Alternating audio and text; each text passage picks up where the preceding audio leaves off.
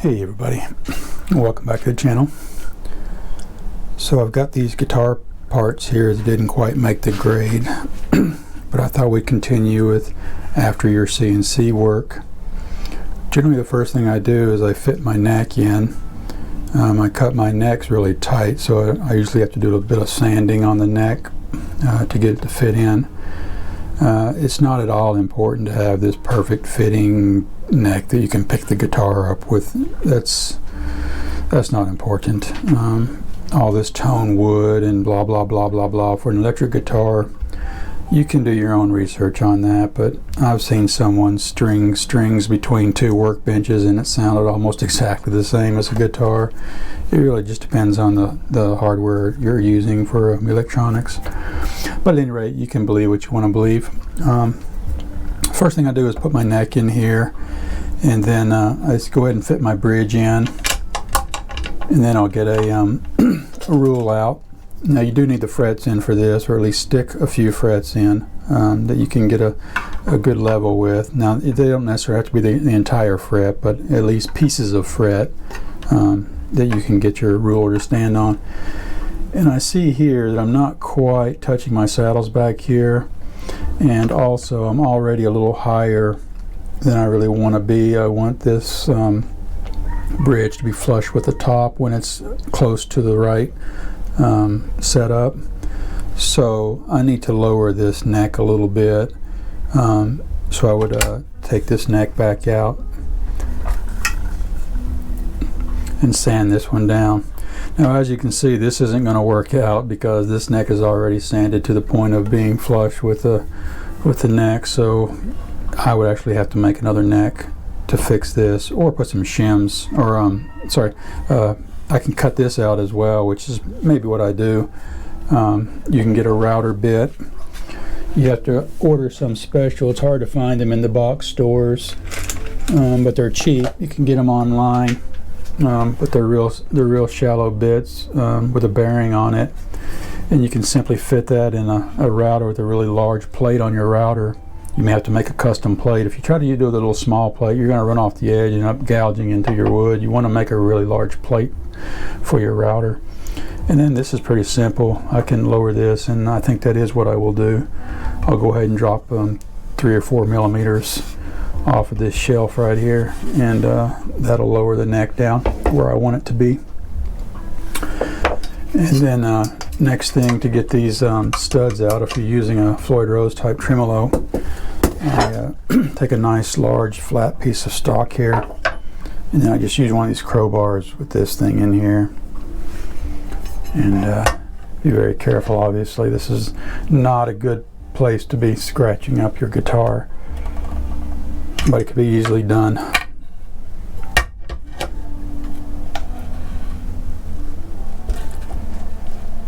I can get those back out of there like that.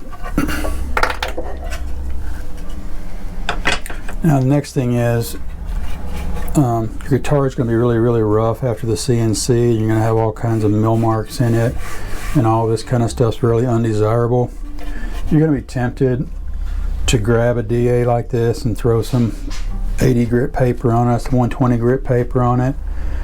That's fine for the really flat surfaces, and they're large flat surfaces. But if you're working around any of the edges at all, even for instance this headstock piece, it doesn't take very long at all. Now let me just show you this first. Right now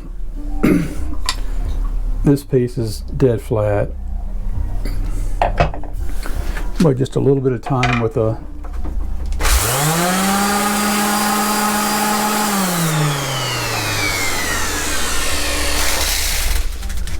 now my lines in the center here that I drew in, or I don't know if you can see them on the camera, but there's still some lines in the center. I never even got the center touched.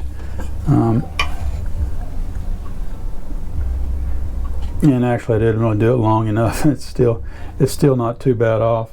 But what happens is it rounds over. You get dips all the way around the edges really quickly using that DA. And it's really important in these guitar builds that all this stuff be right angles and square. Anytime you get anything rolling over, it's just not professional, and people will notice that sort of thing usually. So be careful using this. Instead, what you'd want to do or use flat blocks. Here's a good point. What happens when it gets all gummed up? This block is gummed up seriously with some finish that I had on here. So how do you get that off? Well, you start with a wire brush. You just take a wire brush and scrub. And a couple of these little flakes came off of there doing that. And if that's not working out for you, the next step is take one of your used razor blades and hold it 90 degrees, and you can just scratch all that stuff off. That way you're not wasting a ton of sandpaper. But you want to use flat blocks, and then if you're doing something with a radius in it that it's supposed to have a radius in it, I use these foam blocks. That way when I do sand, it will, I can push down a little bit and follow the radius that I want to keep in there. For sanding around these edges, around the sides and the small areas like that, I just use a plastic card, and you can press that in and it will match the contour. But there again, you don't want to use just a piece of sandpaper on your finger right there. It will round over in places you don't want it to round over. So just do that.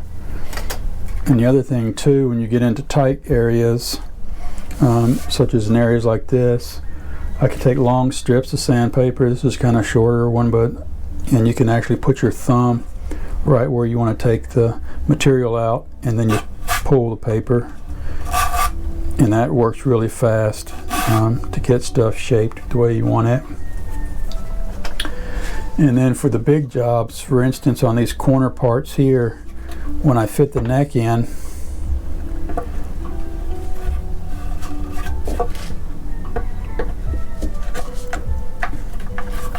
I can see like where this neck is too fat right in there.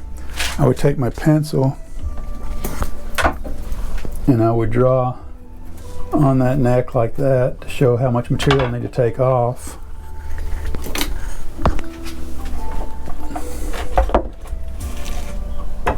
And when it's something with that much material, you could just start with like some 60 grit sandpaper or 80 grit sandpaper, but even better and more controllable is one of these kind of rasps. Now this is a cheap one.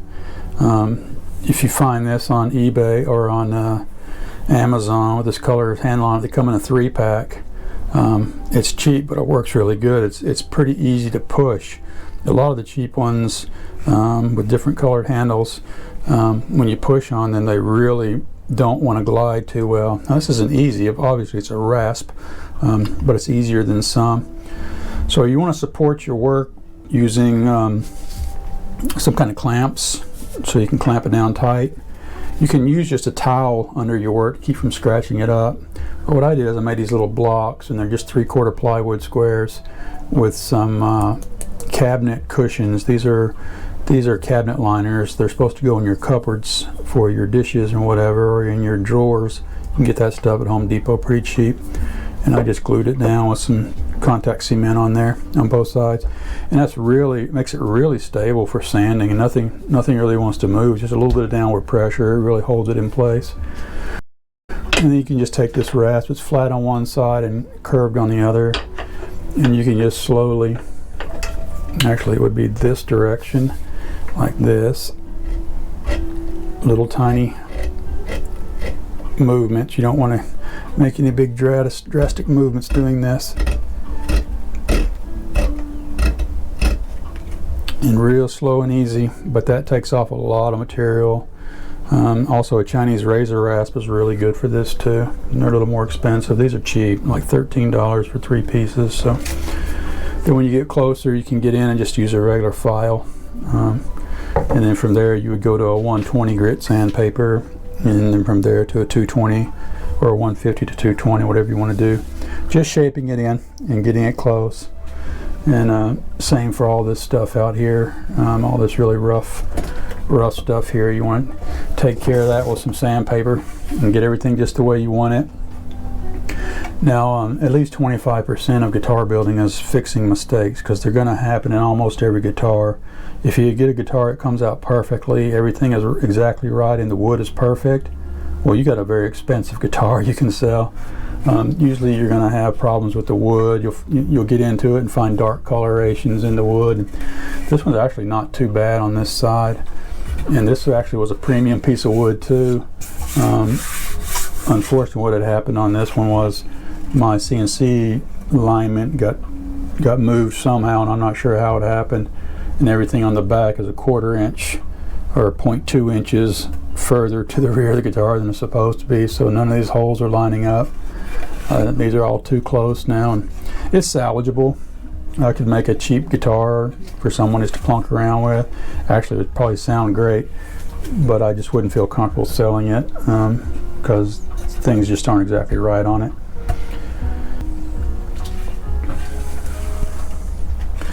And also in your wood, or going back to the point of fixing stuff, being able to repair stuff as they happen. There's a chip right here. There's a little chip right here. Now you have to decide on what kind of finish you're going to be doing on this stuff. Wood dust, the actual dust from this exact wood, with some white glue, some wood glue, mixed together and put in, that works really well for concealing this kind of stuff. However, you have to know that it's not going to take stain very well. It's not going to dye very well.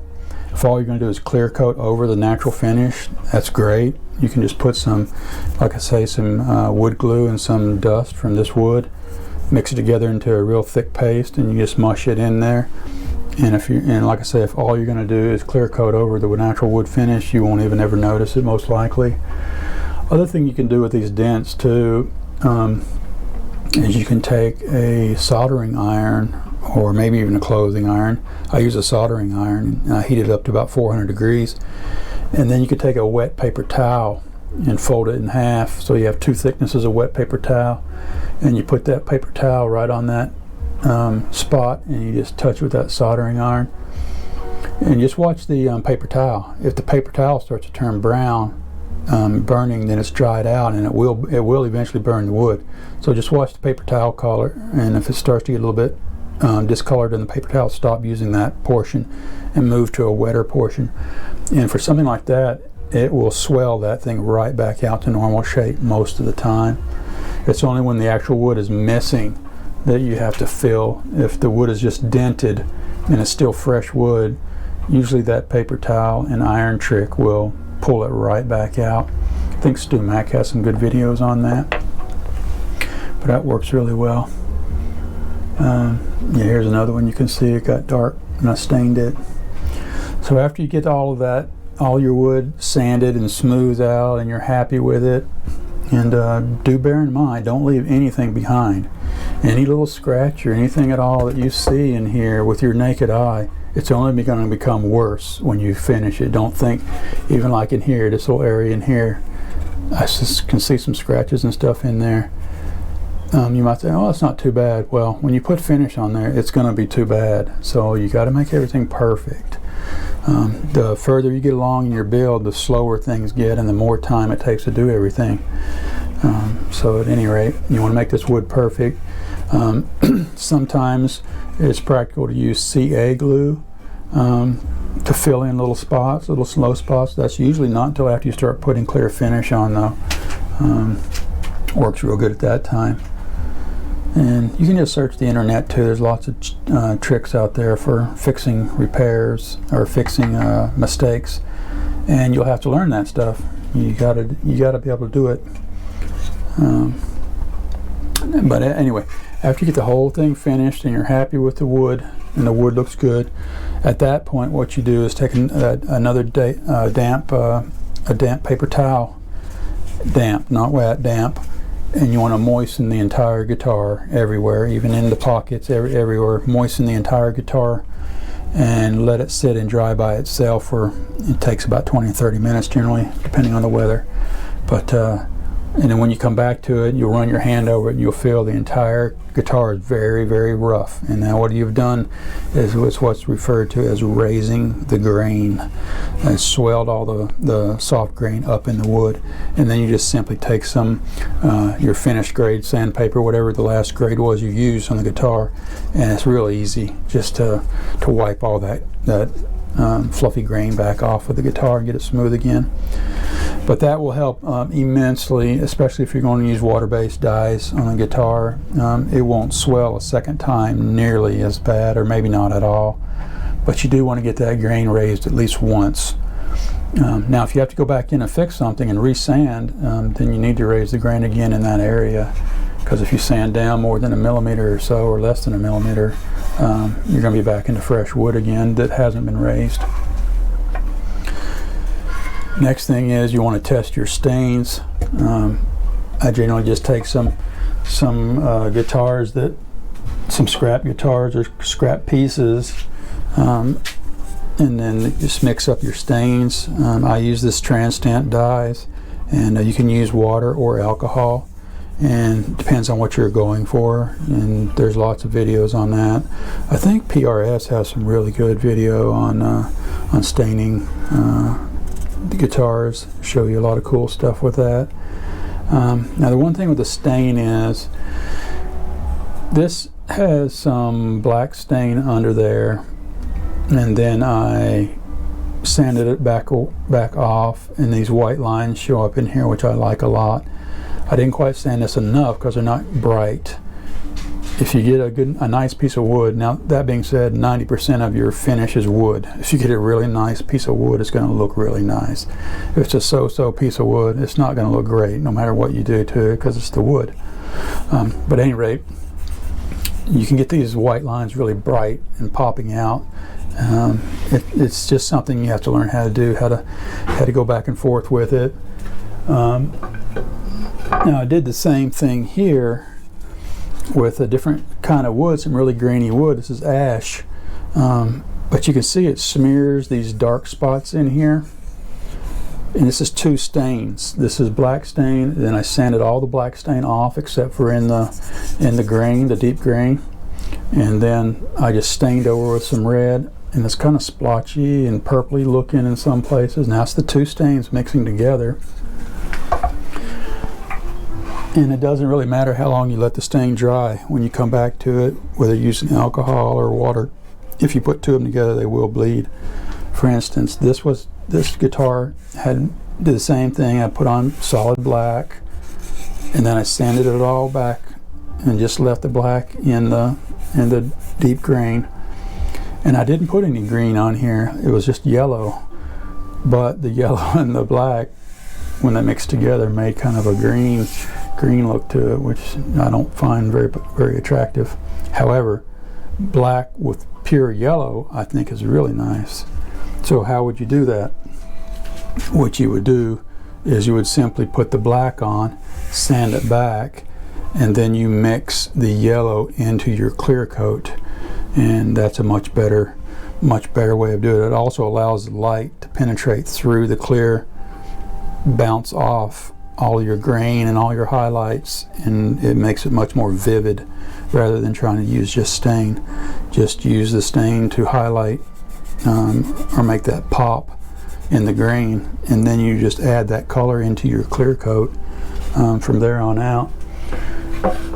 Another method which seems to be popular right now, this is the same red stain, but as you can see, it looks way better.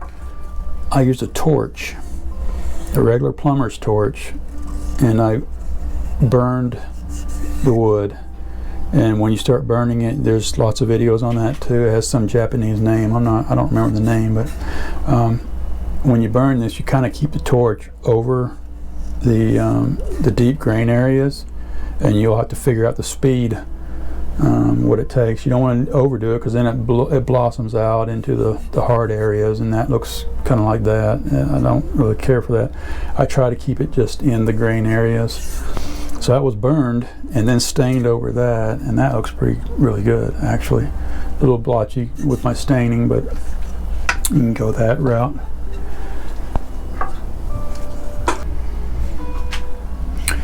So actually, before you even get to the staining part, I had forgotten a step. So you prep your wood, you get it all sanded out, you raise the grain on the wood, you sand that back smooth again, and then what you need to do, especially on the open grain woods like the mahoganies and definitely the ash, unless you want the grain showing. The harder woods, the maples and stuff, you don't really need to do it. It doesn't hurt to do it. What you need to do is called pour filling. And if you don't pour fill, what happens is you'll spray the clear on here and it'll look fine when it's wet, and then when it dries you turn it up into the light and you'll see all the grain, all the pores in the wood.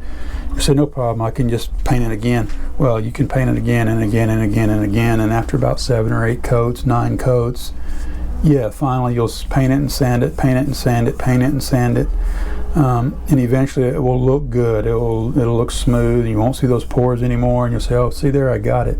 Well, you didn't get it, because a few months, you know, half a year down the road, 2 years down the road, you're going to see all those pores again. Eventually that wood is going to drink that light viscosity stain, or not stain, but the clear coat. Now I'm generally talking about a nitrocellulose lacquer is what I use on all my instruments. And the reason why, first of all, I just like the look of it because it does get old, it ages, it looks ambery after a while. But secondly, it never cures. It stays pliable forever, and what that means is later down the road you have a problem with your guitar finish, you can add more coats. You can sand, ferret all the way back to the wood if you need to, and then just layer on some more, and it will all melt together into one nice finish. And even when you're working the guitar originally, it's nice to have that. Whereas if you're using a poly or some other finish, yeah, it might cover better, and it might cover permanently, and it might take care of, you know, wood grain for you. It might, but the problem with the poly is if you're ever sanding it and you sand through, there's really hard to fix that. I'm not good enough to fix that. You'll see that spot when you spray another coat over it. It's not going to meld together. It's going to show that spot where it was sanded through underneath. So I don't use polys. Some other people may be able to fix it better than that, but I can't. So I stay with the nitrocellulose lacquer. So before the lacquer, though, I'm getting ahead of myself again. I know I'm throwing a lot in out of order, but I'll try to get back on par here. You've got it all finished sanding. What you need to do now is fill those grains. And I've tried about everything out there. You can mix just lacquer and then sand the wet lacquer, and it will fill the pores. That might work better than a lot of stuff out on the market. I don't know. I haven't really. That's a lot of effort. That I'm not really into things taking so long. When you get cure times and waiting for stuff to dry times in, like I say, everything gets longer and longer and longer as you get further in the process.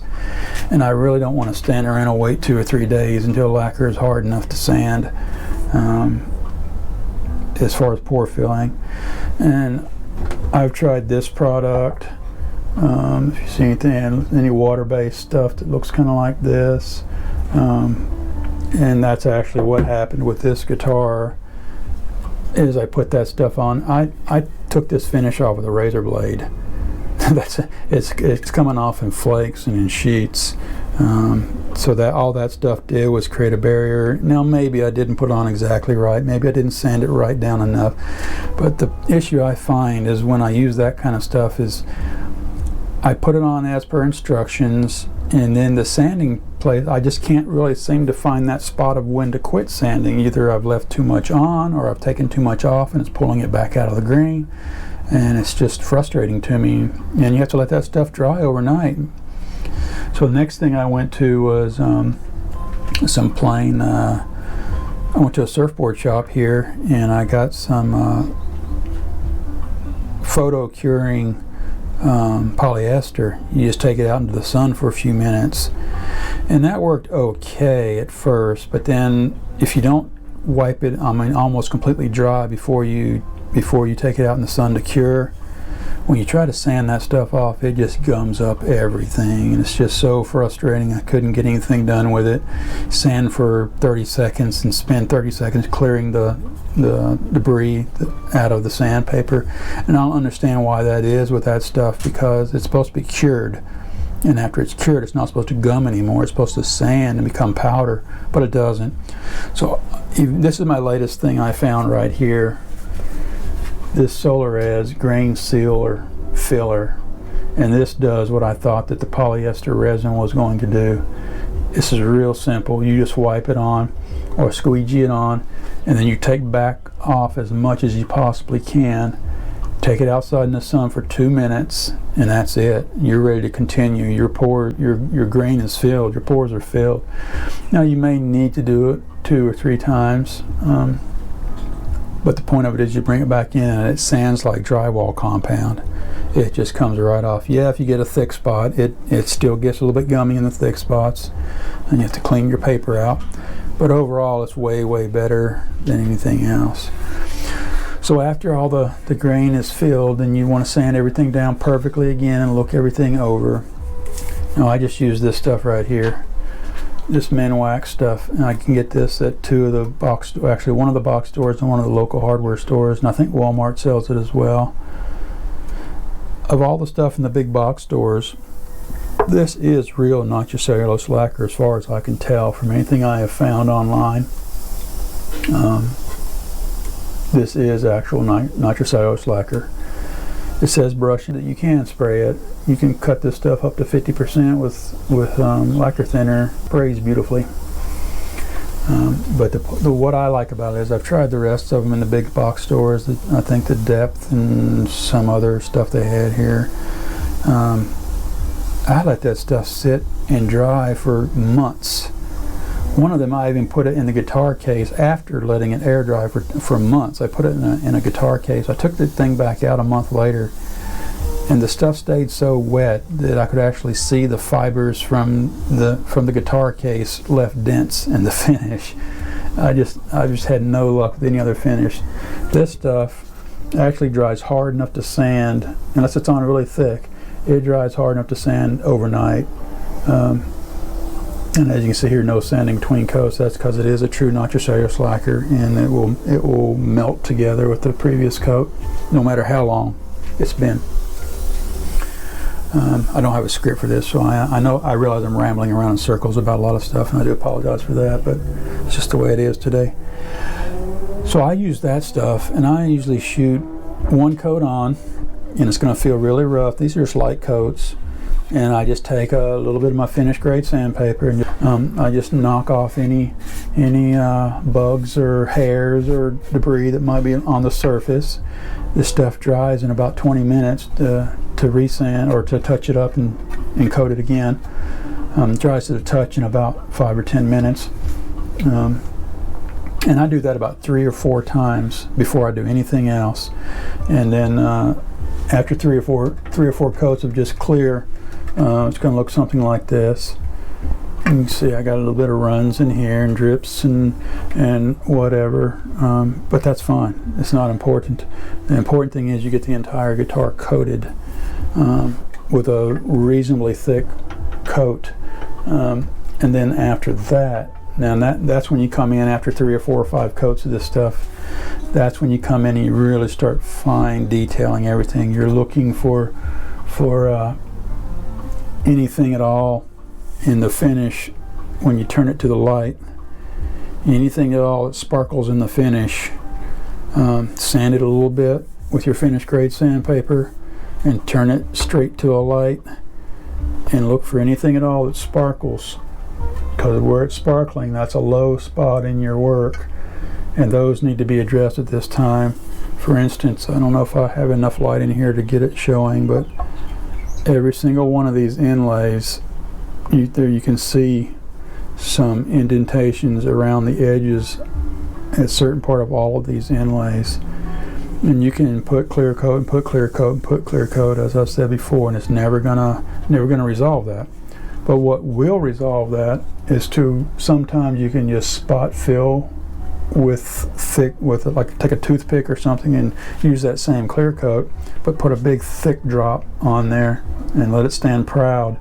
And after that dries, sometimes that'll cover it, sometimes it won't. But what always covers it is super glue.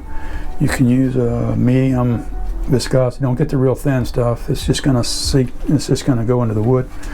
You may start with the real thin stuff, and that will seal it up. But then you're gonna need something with a little more thickness to it to fill the gaps. I use a medium grade or a thick grade CA glue, and put that in those gaps. Now I normally don't shoot it with the activator, because when you shoot it with the activator it tends to crystallize really quickly and turns white looking sometimes, and I don't want that at all. So I drop fill it with the CA glue, and then I just let it dry on its own. And it's surprising how long there's one right here. I don't know if you can see that little drop right there. It's actually surprising how long it takes a drop of CA glue to dry if you don't mess with it, don't touch it with anything.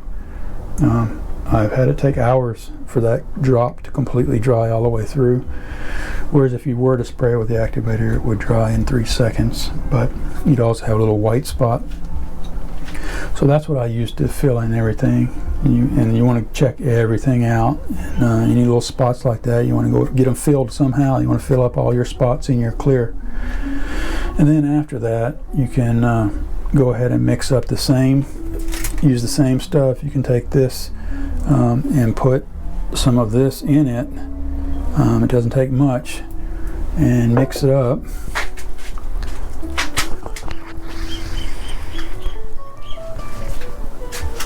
And then just mix it up until you get a color you want, and that will be your finished color. And to get to that color, it's probably going to take at least 2 or 3 coats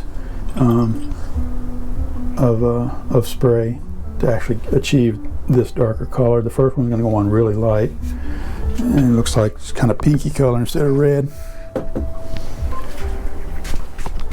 And then obviously whatever you don't want colored, you would need to mask and tape. There's plenty now. Learn how to, and you probably want to learn how to scrape binding as well. The binding on a guitar, if you put any binding on it, that really doesn't need to be masked.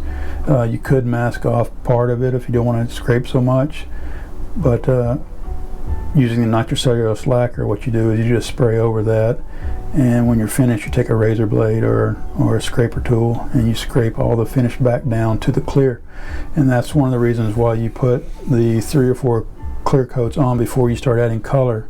If you do get in trouble and something doesn't go the way you want it, you can sand it back down to the clear.